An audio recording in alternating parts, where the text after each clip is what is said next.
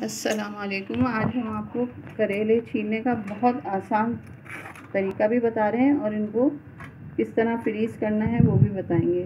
तो पहले करेलों को छील लें इस तरह से। जब ये सारे करेले छिल जाएंगे तो फिर हम इस पर नमक लगा के और इनको रख देंगे 2 घंटे के लिए, ताकि इसका सारा कड़वा पानी निकल जाए। क्योंकि अक्सर लोग सिर्फ इसी वजह से करेले नहीं खाते कि वो कड़वे होते हैं।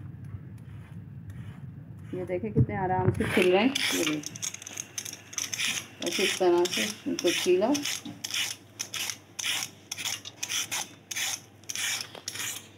अब देखिए ये करेले मैंने जो छिले थे और इनमें ऐसे कट लगाया अंदर। इसमें बीज हैं लेकिन छोटे बीज हैं, कोई ज़रूरत नहीं है निकालने की।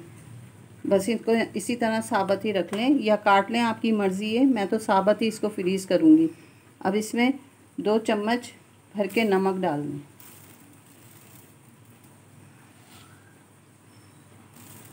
अब इन्हें अच्छी तरह से हम मिक्स करेंगे। ये 2 घंटे हो गए और करेलों का सारा कड़वा पानी निकल गया है। अब इनको अच्छी तरह से वॉश कर लें, खूब अच्छी तरह दबा दबा के और फिर इसका जब पानी निकल जाएगा तो इसको हम निचोड़ के और फ्रीज़ कर देंगे। ये करेलों को मैंने निचोड़ लिया धोने के बाद और इसको अब मैंने मोमी थैली में रख दिया है। फ्रीज़ करने जा रही हूँ इसको। अब इसको फ्रीज़र में आप रख दें, या आराम से 15 दिन तक रह जाएंगे। जब पकाना हो तो 1 घंटा पहले इसको निकाल लें और छन्नी में रख दें ताकि इसका पानी निकल जाए। बस फिर इसको फ्राई करें और जैसा दिल चाहे पकाएं, मसाला भर के या वैसे ही। तो ये इतनी आसान सी तरकीब है और यकीनन आपको अच्छी लगेगी।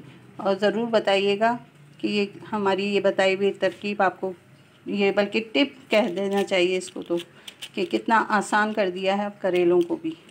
तो बस जब काम हो ज़्यादा तो ये बनाएं इस तरह से, आराम से अपना 1 दिन पहले काम करके रख लें। ज़रूर बताइएगा। अल्लाह हाफिज़।